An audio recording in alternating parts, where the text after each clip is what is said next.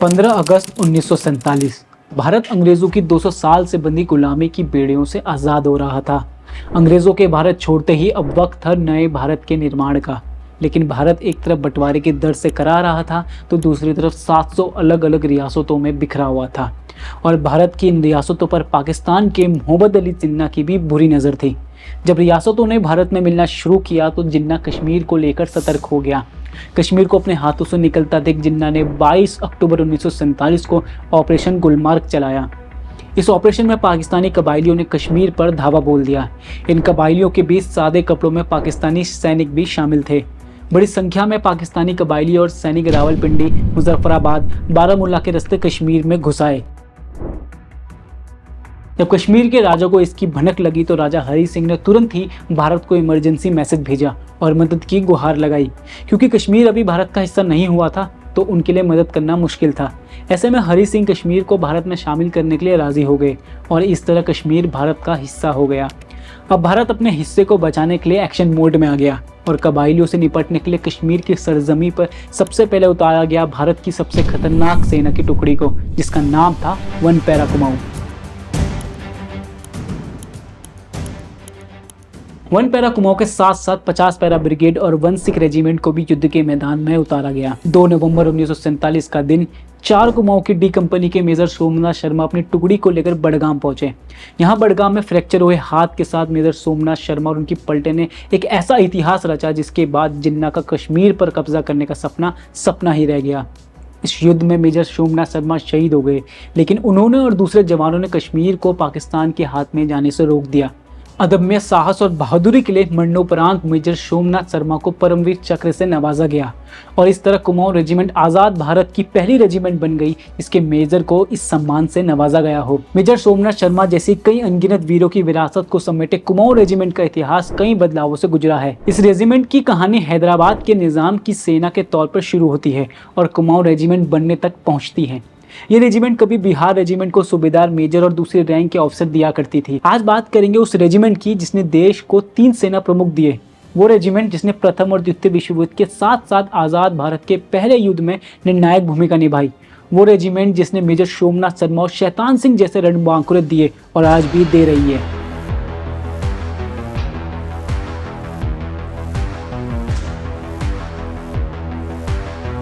हिमालय की सुंदर पहाड़ियों, नेपाल और गढ़वाल के बीच रानीखेत में सेंटर है कुमाऊं रेजिमेंट का। लेकिन हमेशा से कुमाऊं रेजिमेंट का गढ़ नहीं हुआ करता था और ना ही इस रेजिमेंट को हमेशा से कुमाऊं रेजिमेंट के नाम से जाना जाता था। इस रेजिमेंट की कुछ बटालियन का इतिहास 18वीं शताब्दी तक जाता है। इतिहास के पन्नों को पलटे तो पता चलता है कि इस रेजिमेंट की शुरुआत हिमालय की सुंदर पहाड़ियों में नहीं बल्कि नवाबों के गढ़ हैदराबाद में हुई थी। आज की कुमाऊं रेजिमेंट कभी हैदराबाद के निजाम की आर्मी थी। ये वो वक्त था जब अंग्रेज धीरे धीरे व्यापार के जरिए भारत में अपनी पकड़ मजबूत कर रहे थे। 1790 आते आते हैदराबाद स्टेट और मराठा ने अंग्रेजों के साथ गठबंधन कर लिया। इसके बाद निजाम और मराठा आर्मी के साथ मिलकर अंग्रेजों ने धीरे धीरे बाकी साम्राज्यों को भी अपने कब्जे में लेना शुरू कर दिया। लेकिन 1795 में मराठा और निजाम के बीच मनमुटाव हो गया, जिसके चलते निजाम की आर्मी को बैटल ऑफ खारदा में हार झेलनी पड़ी।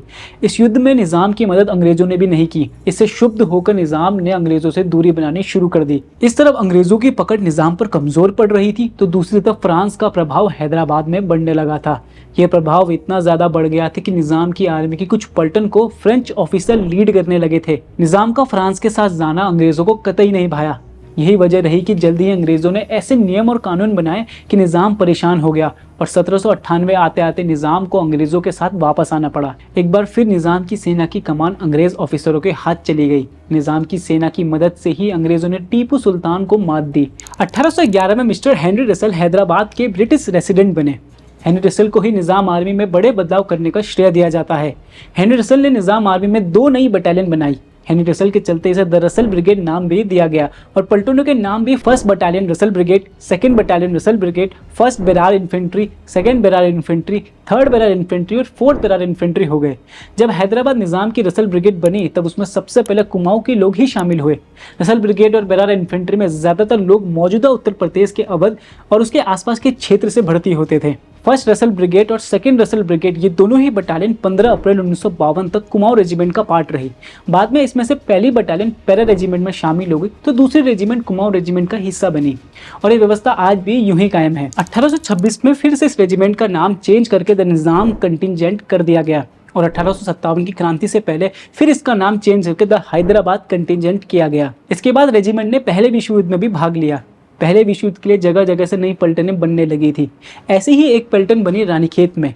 23 अक्टूबर 1917 को 50वीं कुमाऊं राइफल्स की स्थापना रानीखेत में की गई। इस दौरान इसे 39 गढ़वाल राइफल्स की चौथी बटालियन के तौर पर स्थापित किया गया। 1921 में एशियर कमेटी के सुझाव पर भारतीय सेना की रेजिमेंट्स को 4 से 5 क्लास में तोड़ा गया। इस सुझाव के बाद हैदराबाद कंटिजेंट को 19 हैदराबाद कहा जाने लगा। पहले विश्व युद्ध के दौरान जितनी भी नई पलटनें बनी थी उनमें से सिर्फ 50 कुमाऊं राइफल्स इकलौती ऐसी पलटन थी जिसको आगे कंटिन्यू रखा गया। 50 कुमाऊं को जाट रेजिमेंट में शामिल कर दिया गया। यहाँ ये एक कुमाऊं राइफल्स के नाम से जानी जाने लगी। कुमाऊं राइफल्स को इसलिए भी जाट रेजिमेंट में शामिल किया होगा क्योंकि बरेली का सेंटर बंद हो गया था। यहाँ काफी बड़ी संख्या में कुमाऊनी भर्ती होने पहुंचते थे।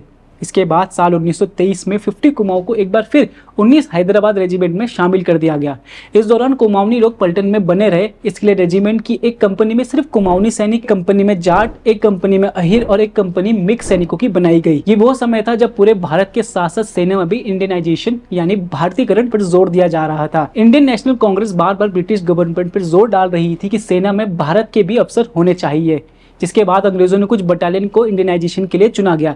इस स्कीम को KCIOs यानी किंग्स कमीशन इंडियन ऑफिसर कहा जाता था। इंडियनाइजेशन के लिए 5 इन्फेंट्री बटालियन को चुना गया, जिसमें से चौथी बटालियन बाद में 4 कुमाऊं कहलाई। ये वही बटालियन है जिसने आगे जाकर भारत को 2 आर्मी चीफ भी दिए। 1941 में 19वीं हैदराबाद से अलग होकर बिहार रेजिमेंट बनी और 1945 में बिहार रेजिमेंट को अपना रेजिमेंटल सेंटर भी मिल गया।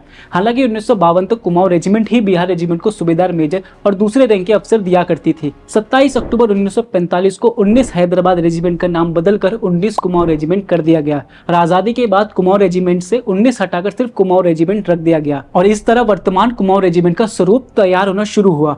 वहीं 1946 में 11 बटालियन वाली एक रेजिमेंट को पैरा यानी पैराशूट रोल दिया गया।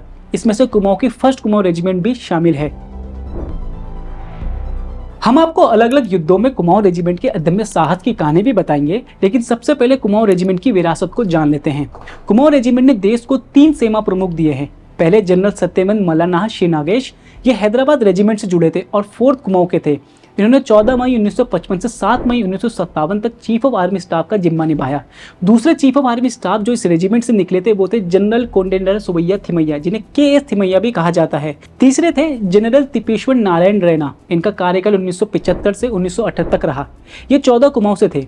कुमाऊं रेजिमेंट के मौजूदा स्वरूप की बात की जाए तो रेजिमेंट में 2024 तक 22 बटालियन है। कुमाऊं रेजिमेंट का सेंटर उत्तराखंड के रानीखेत में है। ये नागा रेजिमेंट का भी सेंटर है। नागा रेजिमेंट को रेस करने का श्रेय भी कुमाऊं रेजिमेंट को ही जाता है। कुमाऊं रेजिमेंट की वॉल क्राई 3 है। इसमें कालिका माता की जय, बजरंग बली की जय और दादा किशन की जय शामिल है। रेजिमेंट का मोटो पराक्रमो विजेते है। कुमाऊं रेजिमेंट का जो सिंबल आपको दिखता है इसे रसल लायन कहा जाता है। ये सिंबल हेनरी रसल की आर्मी से लिया गया है। हेनरी रसल को ही कुमाऊं रेजिमेंट का संस्थापक माना जाता है। गैलेंट्री अवार्ड्स की बात की जाए तो कुमाऊं रेजिमेंट्स के पास 2 परमवीर चक्र, 4 अशोक चक्र, 6 कृति चक्र, 79 वीर चक्र, 23 शौर्य चक्र, 8 परम विशिष्ट सेवा मेडल, 2 उत्तम युद्ध सेवा मेडल, 24 अति विशिष्ट सेवा मेडल, 1 युद्ध सेवा मेडल, 139 सेवा मेडल, 36 विशिष्ट सेवा मेडल, 1 पद्म विभूषण, 2 पद्म भूषण और 1 पद्मश्री शामिल है। और बैटल ऑफ ऑनर्स की बात करें तो ये सारे battle of honours Kumaon regiment को मिले हैं। इस वीडियो की शुरुआत में हमने पाकिस्तान के ऑपरेशन गुलमार का जिक्र किया था। पाकिस्तान के नापाक इरादों को सफल बनाने वाली 4 कुमाऊं की A और D यानी अल्फा और delta company major Somnath Sharma के नेतृत्व में थी, तो वहीं 1 para Kumaon captain Ronald Wood के नेतृत्व में बडगाम भेजी गई थी। कुमाऊं रेजिमेंट और सिख रेजिमेंट ने अदम्य साहस दिखाया और इस युद्ध में बाजी पलट के रख दी। 1 जनवरी 1949 को भारत और पाकिस्तान के बीच ये युद्ध खत्म हुआ। भारतीय फौजियों ने पाकिस्तान को कश्मीर से बाहर खदेड़ दिया। हालांकि इस युद्ध के बाद कश्मीर के थोड़े से हिस्से पर पाकिस्तान ने कब्जा कर लिया, जिसे आज हम POK यानी पाकिस्तान ऑक्यूपाइड कश्मीर के नाम से जानते हैं। इस युद्ध में कुमाऊं रेजिमेंट के मेजर सोमनाथ शर्मा को मरणोपरांत परमवीर चक्र और इन जवानों को वीर चक्र से सम्मानित किया गया। इस 9 महीने के युद्ध में कुमाऊं रेजिमेंट के पराक्रम की चर्चा हर जगह होने लगी। मई 1948 में कुमाऊं रेजिमेंट सेंटर को आगरा से रानीखेत शिफ्ट किया गया। 15 अप्रैल 1952 को पैराशूट रेजिमेंट के बनने से कुमाऊं रेजिमेंट को अपने सबसे सीनियर बटालियन 1 कुमाऊं को खोना पड़ा। 1953 में कुमाऊं रेजिमेंट में 2 नई बटालियन जुड़ी, पहली 4th ग्वालियर इन्फेंट्री और दूसरी Indore infantry. 4th Gwalior infantry को कुमाऊं रेजिमेंट में 14 बटालियन कहा गया, वही इंदौर इन्फेंट्री को 15 बटालियन।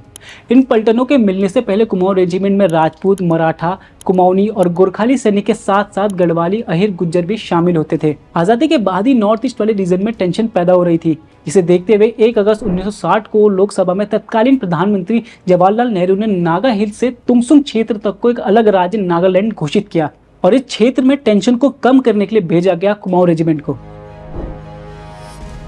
एक तरफ नागालैंड में टेंशन चल रही थी और उधर चीन तिब्बत को कब्जाने के बाद भारत के कुछ हिस्सों को भी अपना होने का दावा कर रहा था। चाइना एक और अपने अखबारों और न्यूज में यह दावा ठोक रहा था, वहीं दूसरी ओर उसकी सेना चुपचाप भारत की सरहद के अंदर घुसती चली आ रही थी। युद्ध के आसार दिखने लगे थे, पलटनों को तैयार किया जा रहा था। कुमाऊं रेजिमेंट की बात करें तो उसमें 5वीं बटालियन बनाई गई और इन बटालियन में 50% कुमाऊनी और 50% अहिर शामिल किए गए। इसके साथ भी 7वीं बटालियन को रीरेस किया गया, इसमें 75% कुमाऊनी और 25% अहिर शामिल किए गए। जब चीन अपनी हरकतों से बाज नहीं आता दिखा तो भारत ने भी अपनी सेना को सरहद पर डिप्लॉय करना शुरू कर दिया। 6 कुमाऊं को अरुणाचल में डिप्लॉय किया गया। अरुणाचल में चीन काफी मजबूत स्थिति में था। 1962 आते आते दोनों ही देश युद्ध की स्थिति में आ चुके थे। दोनों देश छोटे छोटे ऑपरेशन के जरिए अपनी पोजीशन को मजबूत करने में जुटे हुए थे। 26 अक्टूबर को 114 इन्फेंट्री ब्रिगेड चुशुल की ओर मूव करती है। यहाँ 13वीं कुमाऊं की 2 कंपनियां बी एंड डी के साथ साथ गोरखा राइफल्स मेजर आर.वी. जतर के अंडर पूर्व की ओर से और सी कंपनी मेजर शैतान सिंह के अंडर रेजांगला की ओर बढ़ती है। और ये इतिहास गवाह है कि शैतान सिंह और उसकी रणबांकुरों ने किस तरह अदम्य साहस से यहाँ चीनी सैनिकों से लोहा लिया। रेजांगला के युद्ध की पूरी दास्तान आप हमारी इस रिपोर्ट में देख सकते हैं। खैर 1971 में भी हुए भारत पाकिस्तान युद्ध में भी कुमाऊं रेजिमेंट ने अहम रोल निभाया। इस युद्ध में हर एक रेजिमेंट के साथ मिलकर पाकिस्तान को सरेंडर करने में मजबूर कर दिया गया। 1971 के युद्ध के बाद कुमाऊं रेजिमेंट ने ऑपरेशन ब्लू स्टार में भी अपना योगदान दिया।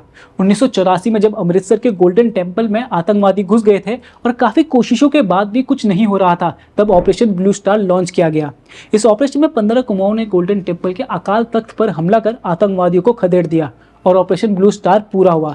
एक तरफ भारत आतंकवादियों नक्सलियों से लड़ रहा था तो वहीं दूसरी ओर पाकिस्तान फिर एक बार कश्मीर को हथियाने का प्लान बना रहा था। भारतीय सेना को पाकिस्तानियों की हरकतों का अंदाजा लग चुका था और पाकिस्तान को जवाब देने के लिए 1984 में ऑपरेशन मेघदूत लॉन्च किया गया। इस ऑपरेशन में इंडियन आर्मी के जवानों ने चेतक हेलीकॉप्टर से सियाचिन की पहाड़ियों में उतरकर सारे इंपॉर्टेंट पॉइंट्स को कैप्चर कर लिया। इस ऑपरेशन में भी कुमाऊं रेजिमेंट के जवान सबसे आगे थे। ऑपरेशन मेघदूत के बाद कुमाऊं रेजिमेंट को चुना गया ऑपरेशन पवन के लिए। ऑपरेशन पवन 1987 से 1990 के दौरान श्रीलंका में चलाया गया था। इस ऑपरेशन का मकसद था श्रीलंका में चल रही कोल्ड वॉर को रोककर शांति स्थापित की जाए। भारत से कई जवानों की टुकड़ियां भेजी गई थी और इसमें कुमाऊं रेजिमेंट्स की टुकड़ियां भी शामिल थी। इसके बाद आता है साल 1999 का कारगिल युद्ध और इस युद्ध में भी कुमाऊं रेजिमेंट के वीर जवानों ने अदम्य साहस दिखाया था। कुमाऊं रेजिमेंट्स हो या गढ़वाल राइफल्स और कुछ हद तक गोरखा राइफल्स भी, इन रेजिमेंट्स के जरिए उत्तराखंड के रणबांकुरों मां भारती पर निछावर हुए हैं। इन रेजिमेंट्स की परंपराएं सैकड़ों साल से चली आ रही है और इस परंपरा में से एक परंपरा है बकरे को फौज में शामिल करने की। जी हाँ, अभी रोचक परंपरा क्या है उसकी पूरी डिटेल देखिए हमारी इस रिपोर्ट में। कुमाऊं रेजिमेंट्स को लेकर अगर आपके पास कोई जानकारी हो तो कमेंट बॉक्स में ज़रूर बताएं। कोई सवाल या सुझाव आप देना चाहते हैं तो हमें कमेंट बॉक्स में ज़रूर लिखें, हमें आपके सुझावों का इंतजार रहेगा। इसके साथ ही हमारे चैनल को सब्सक्राइब जरूर करें और इस रिपोर्ट को लाइक और शेयर करना ना भूलें। धन्यवाद।